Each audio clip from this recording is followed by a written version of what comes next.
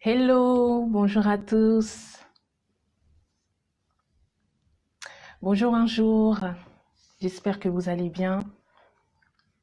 Bienvenue sur ce Facebook Live. J'espère également que vous m'entendez bien.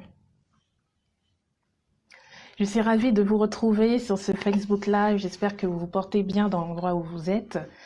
Alors, je suis Ornella Batsimba. J'accompagne les mères qui ont des difficultés dans l'éducation de leurs enfants. Et je suis également fondatrice de la gamme de céréales pour bébés au Baby Food. Et je suis la conceptrice de la phrase «Ton foyer est une dynastie».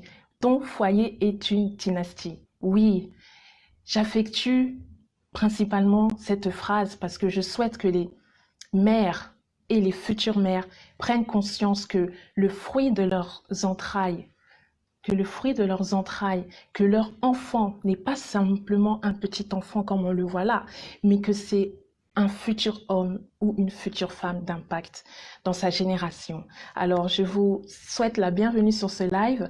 Je ne vois pas les commentaires. J'espère pourquoi.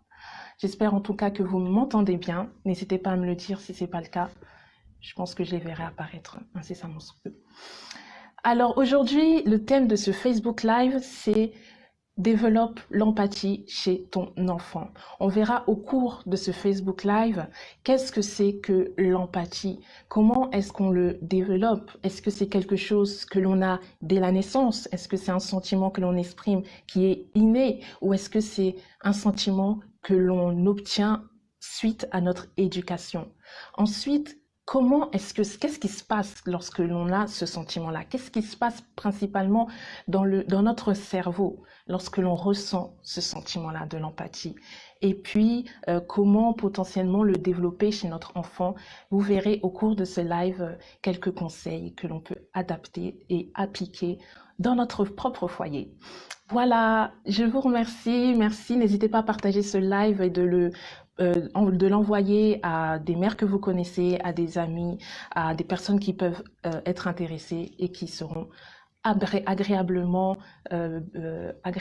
enrichies à travers ces informations-là. Qu'est-ce que l'empathie? Qu'est-ce que l'empathie?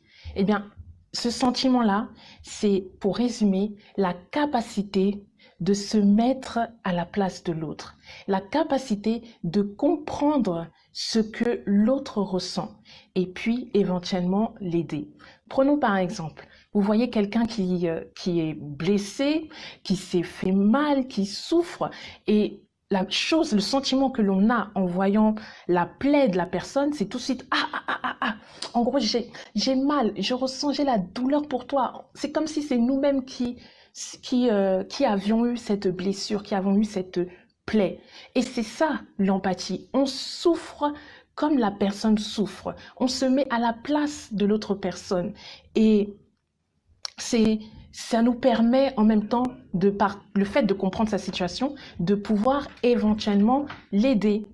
Alors, est-ce qu'un enfant a ce sentiment-là? Bien sûr, mais la question que certains scientifiques se sont posés, c'est à partir de quand? Est-ce que c'est lorsqu'il commence à grandir? Est-ce que c'est à cause de l'éducation que lui donnent les parents ou est-ce que il naît comme ça dès la naissance? Eh bien, eh bien, rassurez-vous. Hello Lauriane, rassurez-vous, c'est quelque chose d'inné. Pour les scientifiques, c'est quelque chose d'inné. Si je prends la situation d'un docteur, un docteur français qui est spécialisé dans les neurosciences, il dit, je cite, hein, nous avons une prédisposition innée à ressentir ce que les autres ressentent. Car, car dès le plus bas âge, nous développons dans le ventre de notre mère l'aptitude à ressentir de l'empathie. Quand j'ai lu ça, je me suis dit, mais sur quoi est-ce qu'ils se basent? Comment est-ce qu'ils peuvent confirmer cela? Et J'ai pensé à un exemple qui est assez parlant et qui montre un peu cette citation faite par les scientifiques. C'est que prenons par exemple à la maternité, comme quoi la création fait bien les choses. Dans le ventre de la mère, il y a déjà ce sentiment-là qui est en construction en même temps que l'enfant se développe. Et prenez par exemple à la maternité. L'enfant vient au monde, on le place parfois dans une pièce avec d'autres enfants qui ont leur berceau respectif, chacun leur berceau respectif.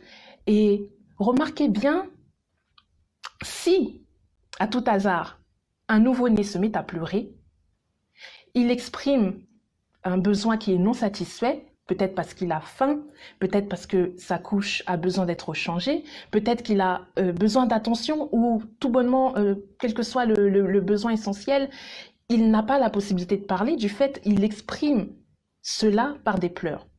Remarquez bien que au bout de quelques instants, au bout de même des fois quelques secondes, vous allez voir que le deuxième bébé, le deuxième nouveau-né proche de lui se met à pleurer. Et ensuite le troisième, et ensuite le quatrième. On entend des ouah par-ci, ouah ouah par-là. Et toute la pièce qui contient ces nouveau-nés à la maternité dans chaque berceau se met à pleurer. Pourquoi? Parce qu'ils partagent, ils ressentent ce que l'enfant ressent. Et ils veulent communiquer, ils veulent montrer leur compassion du fait du premier bébé qui a commencé à pleurer en pleurant à leur tour. Vous voyez? Hello, hello à tous ceux qui nous rejoignent. Salut Héloïse, bonjour maman Charlotte, hello Paul, Diane, je vous salue, merci pour votre présence dans ce live.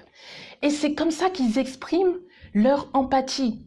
Eux aussi, ils sont gênés parce qu'ils peuvent pas parler, ils peuvent pas s'exprimer. Donc le moyen qu'ils utilisent pour s'exprimer, ce sont les pleurs. Et voilà qu'ils forment une osmose de compassion tous ensemble pour soutenir le premier bébé qui a signalé qu'il avait un besoin qui n'était pas comblé. Waouh! Waouh! Et les scientifiques ont fait des tests. Vous savez, les scientifiques, ils aiment bien faire des essais, prouver ceci, démontrer à travers des essais. Et c'est normal parce qu'ils veulent des faits, ils veulent des valeurs, des expériences qui témoignent leur théorie. Et ce qu'ils ont fait, il y a un scientifique qui était sur son bureau. Il y avait un enfant de 18 mois qui était dans la même pièce. Le scientifique, il écrit sur son papier avec un stylo. Par inadvertance, mais en fait c'était fait exprès, il laisse tomber le stylo par terre et spontanément, rien que en montrant que j'ai besoin d'attraper le stylo, mais je n'y arrive pas parce que ma main est trop courte, sans envoyer l'enfant, sans poser la question à l'enfant de l'aider, spontanément, le petit de 18 mois voit la scène, il voit l'homme en détresse, comme on peut dire, et il va ramasser le stylo pour le donner au scientifique. Pourquoi? Parce qu'il a eu de l'empathie. Il a compris que la personne était en difficulté, il s'est mis à sa place et il était en mesure de l'aider. Waouh! Waouh! On ne se rend pas compte comme ça, mais c'est une caractéristique innée qu'ils développent au fur et à mesure de leur développement, au fur et à mesure de leur croissance, au fur et à mesure qu'ils grandissent. Et ce qui est fort, à la différence des animaux, évidemment, nous ne sommes pas des animaux, ce qui est fort, c'est que, bien évidemment, le chimpanzé, il sera aussi capable de ramasser le stylo, et ils l'ont démontré. Ils ont fait la même scène avec un chimpanzé. Il était capable de ramasser le stylo et le donner. Mais la différence que nous avons par rapport aux animaux, c'est l'analyse d'une situation, l'interprétation. Si je suis chez moi, que j'ai des livres, des cahiers dans mes bras et que je veux avancer pour les ranger dans une armoire, mais l'armoire, les portes sont fermées. J'essaye d'avancer vers l'armoire, mais mes mains sont occupées. Je ne peux pas les libérer pour ouvrir l'armoire. Et voilà que mon enfant me regarde, il me voit. Il comprend pareil, 18 mois. Qu'est-ce qu'il va faire? Il va se lever, s'approcher de moi, ouvrir la porte de l'armoire et me désigner l'endroit où je peux déposer mes livres. Je vous assure, un chimpanzé n'est pas capable de faire ça. Donc c'est pour vous dire qu'on a un niveau, la manière dont l'homme a été créé est vraiment fantastique et chaque chose a été bien conçue à la bonne place. Maintenant, qu'est-ce qui se passe dans le cerveau? Je me suis posé la question, qu'est-ce qui se passe pour que nous puissions d'une part ressentir ce que l'autre ressent et puis derrière agir? Alors, il y a une étude en France ici qui, eux aussi, se sont posé la question. Ils ont pris une image, par exemple, vous voyez ma main, j'ai un clou qui est proche, je pose ma main à l'extrémité du clou, comme si le clou va s'enfoncer dans ma main. Vous savez, ça, on se dit, aïe, aïe, aïe, ça va lui faire mal. Alors, qu'est-ce qui s'est passé? Ils ont pris cette image-là, ils l'ont montrée à une personne, et ils ont pris une personne en réel qui s'est vraiment fait mal en appuyant sur un clou, et ils ont fait le scan du cerveau. Et là, quel a été le résultat? Eh bien, la personne qui s'est fait mal, véritablement, réellement, a eu une zone du cerveau qui s'est activée. Et la personne qui a simplement vu l'image, la photo, à l'instant T, de la main positionnée sur l'extrémité d'un clou, a eu la même zone du cerveau qui s'est manifestée. Mais comment est-ce qu'une même zone du cerveau peut se manifester pour une personne qui n'a pas vécu la douleur? La zone en question, c'est la zone de la douleur. Donc ça veut dire que rien qu'en ayant vu l'image d'une personne qui se fait mal, toi-même tu as mal. Rien qu'en ayant vu une scène où quelqu'un a je sais pas, un accident, par exemple quelqu'un qui fait du ski, je me rappelle, j'avais vu ça, une scène, quelqu'un est descendu une pente de ski et malheureusement la personne a perdu l'équilibre et en ski de fond, perdu l'équilibre et papa, elle commence à faire un tonneau, elle est rentrée dans un arbre pour terminer sa chute et on a tous ce sentiment-là de ah. Et ben la zone de la douleur de cette personne-là dans son cerveau est la même zone que toi qui as vu la scène de loin est activée. C'est ça l'empathie. C'est ce qui se passe quand nous ressentons de l'empathie. Et c'est ce qui se passe chez nos enfants également. C'est ce qui se passe chez nos enfants également. Et avec cette capacité d'analyse, ils témoignent un geste d'amour, un geste de compassion, un geste d'accompagnement. Je t'ai compris et je veux t'aider. Alors, bien que on a vu que l'empathie était innée, que l'empathie, on vient avec ça, c'est un sentiment que l'on peut ressentir dès la naissance, il y a l'éducation qui rentre également en compte. L'environnement dans lequel l'enfant vit rentre également en compte.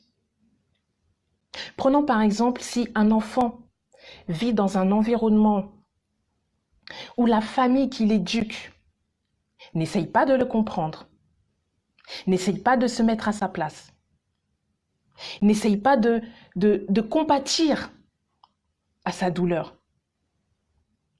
Vous allez voir qu'au fur et à mesure du temps, l'empathie innée qui pouvait être développée va se briser. Et ça va se manifester par une perte de confiance chez l'enfant. Prenons par exemple, l'enfant se fait mal. Hop, il s'est cogné le pied contre la table. Et il hurle comme pas possible parce qu'il a mal, il ressent une douleur. Et toi, maman, ou toi, papa, Tu le vois et tu dis, mais il y a quoi? Il y a quoi? Et l'enfant t'explique, ah, je me suis fait mal et tout. Tu vas dire, ah, c'est seulement ça. C'est seulement pour ça, là, tu commences à crier quoi, comme si on t'avait tapé. Mais l'enfant t'explique qu'il a mal, mais pour toi, en tant qu'adulte, tu dis, c'est rien.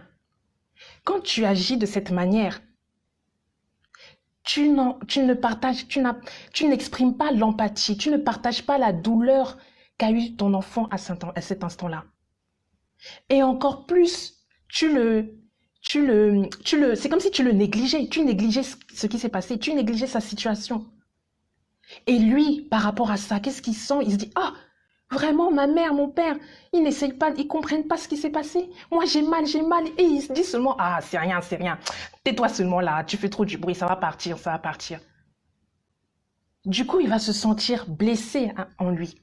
Il va se sentir frustré selon la sensibilité de ton enfant, selon le caractère de ton enfant. Et là, il peut même perdre de la confiance. Confiance en lui-même, confiance en toi. Donc, par rapport à ce cas-là, qu'est-ce qu'on peut faire? Eh bien, tu accueilles l'enfant avec sa peine, avec sa douleur. Et tu dis, tu expliques et que tu comprends. Tu t'es fait mal? Tu t'es fait mal où? Comment? Oh là là là là là là, doudou. Oh, mon garçon, ma fille. Ah là là, montre-moi, montre-moi. Et puis tu peux, par exemple, si c'est le genou, tu prends le genou, tu masses son genou pour atténuer la douleur. Même si c'est pas grand-chose ou quoi, tu fais seulement le geste, même si c'est un petit à-coup, mais pour l'enfant, il a mal, quoi. Tu montres que tu comprends sa douleur et que tu compatis. Tu touches le genou, tu commences à masser. Si c'est le pied, tu touches le pied, tu commences à masser. Et là, tu verras que les pleurs de l'enfant vont s'atténuer. L'enfant va se calmer. Pourquoi? Parce qu'il a en face de lui quelqu'un qui le comprend, quelqu'un qui s'est mis à sa place et quelqu'un qui est là pour l'aider en lui donnant des paroles réconfortantes et en agissant sur la plaie pour la rendre moins douloureuse. Donc l'environnement dans lequel l'enfant naît, merci pour vos j'aime, merci pour votre soutien, ça me touche beaucoup. Donc selon l'environnement dans lequel l'enfant est, ça aura un impact sur le fait qu'il soit plus ou moins empathique envers les autres. Parce que ce qu'il développe une fois adulte, c'est ce qu'il aura développé et compris, mis en place, et ce qui sera resté durant sa jeunesse. Ok? À l'inverse. À l'inverse.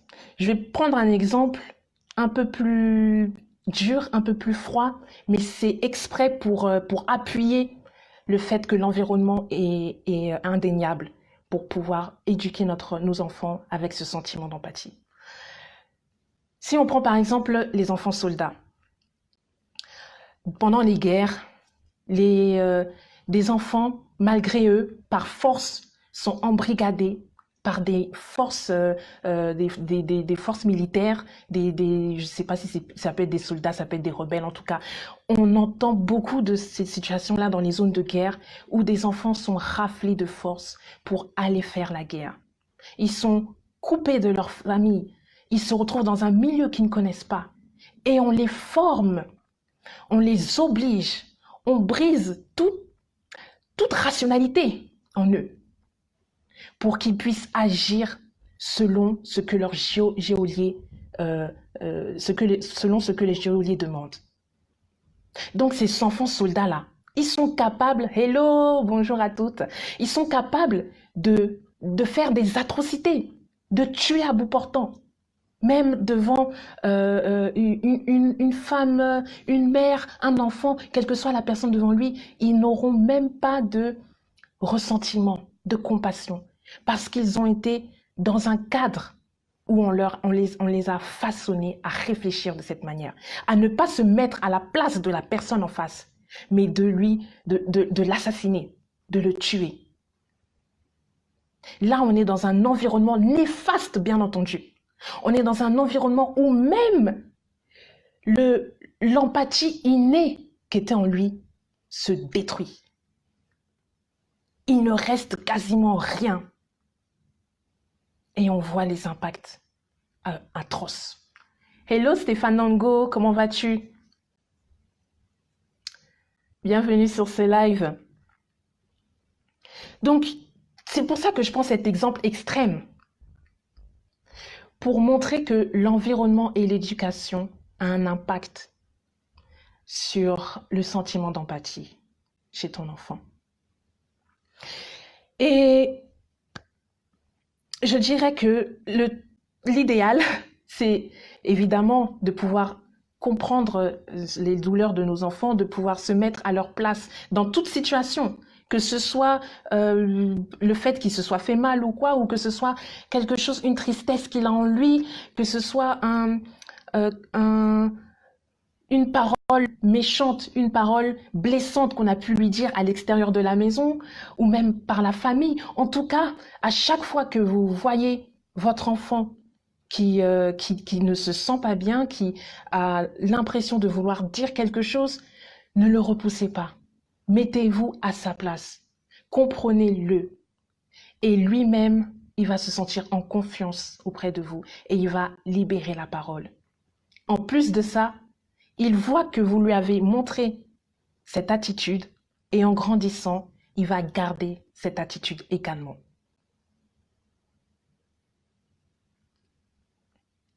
Ok, est-ce qu'il y a des commentaires? Mettez vos commentaires, posez vos questions. Comment est-ce que vous le vivez dans votre foyer, les mères de dynastie?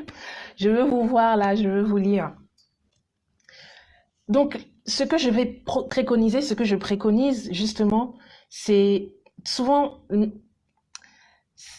c'est de créer un environnement, c'est de créer un espace propice à cela. Même lorsqu'il y a des fratries, je suis mère de 2 enfants de bas âge et je vois que dans leur complicité, dans leur fraternité, ils ont ce sentiment-là d'empathie. Quand mon plus grand a un souci, la plus petite vient pour le consoler. Quand la petite se sent pas bien, le plus grand va venir pour essayer de comprendre ce qui va pas et puis essayer de l'aider. Par exemple, ils prennent leur goûter et que la part n'est pas équitable, l'un ou l'autre qui se sent défavorisé, celui qui est favorisé, celui qui est favorisé par rapport à la part de goûter plus importante, va vouloir partager avec son frère ou avec sa sœur pour avoir des parts équitables. Parce que l'enfant s'est mis à la place de l'autre et il s'est dit, c'est injuste. C'est injuste que j'en ai plus par rapport à celui qui est à côté de moi. Donc, je vais partager. Et si vous vous rendez compte, vous allez voir que c'est vous-même en tant que parent qui avez introduit cette valeur. Partage avec ton frère, partage avec ta sœur. Donc, vous voyez bien que l'environnement contribue à développer ce sentiment d'empathie. Et je voudrais aussi terminer sur la destinée de nos enfants. Nos enfants sont amenés à grandir dans ce monde qui est injuste, dans ce monde où il y a des décisions qui sont prises qui ne sont pas forcément en faveur de tes choix en tant que mère. Et il y a des métiers aussi que ton enfant est susceptible de faire par rapport à ses dons, par rapport à ses talents. Si il a ce sentiment d'empathie et qu'il développe cela, peut-être même que c'est un don parce qu'il le développe à un niveau un peu plus élevé que la normale, ça peut être une porte d'entrée, ça peut être un talent qui va lui ouvrir des portes vers un métier, vers un domaine où on recherche d'avoir ce caractère-là. Si je prends par exemple le secteur médical, c'est indispensable, on ne peut pas travailler dans ce domaine-là si on n'est pas sensible à la condition de l'autre. Ou alors, si c'est le cas, si tu es insensible à la douleur de la personne en face de toi, si tu es insensible à vouloir contribuer à ce qu'il aille mieux, c'est que tu es pas à ta bonne place. Les urgentistes, par exemple, ils ont ce caractère-là de pouvoir essayer de comprendre ce qui ne va pas. Quel est là? Où as-tu mal? Que s'est-il passé? Comment est-ce que je peux vous aider? Vous voyez déjà? Trait de caractère. Et on a vu malheureusement un cas, ici en France, là où je vis, euh, de ce sentiment-là qui n'avait pas été, ou du moins qui a dû s'atténuer du fait de la pression au travail, etc. C'était une opératrice du SAMU qui a reçu un appel d'une jeune fille qui se sentait pas bien, qui demandait de l'aide à la maison. Naomi Musenga. Et lorsqu'elle a appelé, elle est tombée sur une femme qui n'a pas du tout eu ce sentiment-là d'empathie, qui n'a pas essayé de comprendre la douleur de la femme, qui n'a pas voulu l'aider et qui l'a répondu froidement. Du fait de cette réponse-là, Naomi n'a pas eu d'aide à son domicile et elle en est morte en laissant un enfant en bas âge. Vous voyez? C'est pour ça que, bien évidemment, il y a le contexte, il y a la situation dans ce corps médical qui fait que lorsqu'elle a entendu un appel de quelqu'un qui dit j'ai mal au ventre, elle a dû se dire, elle reçoit 15 ou 100 fois dans la journée le même appel de j'ai mal. Du coup, au fur et à mesure du temps, une personne qui se plaisait à son travail, qui a ce sentiment-là d'aider les autres, commence à peser lourd, se sentir forcé et ne plus être à l'aise. Et ce sentiment-là d'empathie diminue au point où nous arrivons à cette situation tragique. D'où l'importance d'accompagner vos enfants, même lorsqu'ils deviennent adultes, même lorsqu'ils sont dans leur carrière, même lorsqu'ils sont dans un métier qui leur plaît. Demandez-leur si ça continue de leur plaire, si quels sont les points positifs du métier qu'ils font et quels sont les points négatifs aussi, pour essayer de détecter s'il est utile toujours dans ce domaine-là. Et pourquoi pas l'aider à prendre conscience que est-ce que ça te plaît toujours? Est-ce que tu voudrais pas peut-être essayer un autre employeur? Si ça te plaît, bah super, là je suis contente, je vois que tu es épanouie et c'est mon but en tant que mère de te voir épanouie. Vous voyez? Essayez de voir comment il se sent dans son métier. Je regarde s'il y a des commentaires, des questions.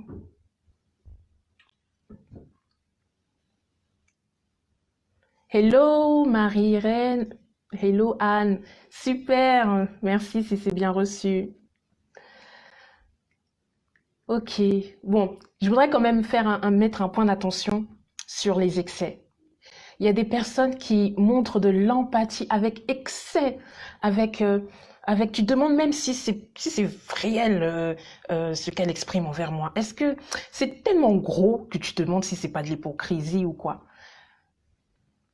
Il y a des personnes qui entrent dans votre vie, qui entrent dans votre cercle familial, qui sont même proches de vos enfants, qui euh, entrent en contact avec vos enfants, avec ce sentiment-là d'empathie exagérée, d'empathie plus, qui derrière est en fait un processus de manipulation. Donc prenez garde, veillez sur vos enfants, veillez sur vous, votre foyer, votre famille. Et on continue. Je vois que c'est bon. Ok, ben on va continuer toujours à avancer pour le bien-être de nos enfants, pour le bien-être de notre famille, parce que tu es une mère qui a à cœur d'avoir des enfants épanouis. Tu fais de ton mieux, tu es une battante et je te félicite pour cela. Nous voulons toutes donner le meilleur à nos enfants, même si la situation dans laquelle nous sommes actuellement ne nous le permet pas réellement. Peut-être que tu souhaiterais donner des affaires donner des affaires un peu plus coûteux à ton enfant, mais que ta situation actuelle ne te le permet pas. Peut-être que tu aimerais être proche d'eux, que tu as voyagé à l'étranger et que tu n'es pas proche de ton enfant, tu ne le vois pas et ça te fait mal. Tu aimerais bien en faire davantage, les avoir près de toi. Je sais que c'est dur, que c'est pas évident, mais nous faisons toutes de notre mieux. Nous ne sommes pas parfaites, mais nous faisons de notre mieux pour donner un avenir meilleur à nos enfants. Alors, je nous encourage à toutes les mamans à persévérer dans cette responsabilité qui est la nôtre, à persévérer pour se tenir à la brèche pour nos enfants, afin de les voir devenir des futurs hommes et des futures femmes d'impact dans leur génération. Merci beaucoup. Pour moi, future maman, c'est important. Ah, de rien, artiste. Je n'hésite pas à la partager également auprès des personnes de ton entourage, des mamans, des futures mamans comme toi, afin qu'elles puissent également se préparer, parce que c'est vrai que on n'a pas forcément cette vision-là. On n'a pas forcément cette vision-là, ou on n'entend pas forcément partout ce genre de conseils. Et je vous remercie pour m'aider dans cette vision à, à pouvoir enseigner les femmes à ce qu'elles puissent prendre conscience qu'elles ont une génération à bâtir, une génération d'hommes excellents qui sauront agir dans la société et qui seront capables de peser lourd devant chaque situation qui se présentera devant eux. Je vous remercie de m'avoir suivi. N'hésitez pas à également faire un tour sur ma page YouTube, Ornella Batsimba, pour d'autres vidéos, d'autres sujets sur l'éducation, sur l'alimentation des enfants. Et on continue ensemble pour avancer. Bye bye. Bye bye Laetitia. Portez-vous bien et à la prochaine vidéo. Merci.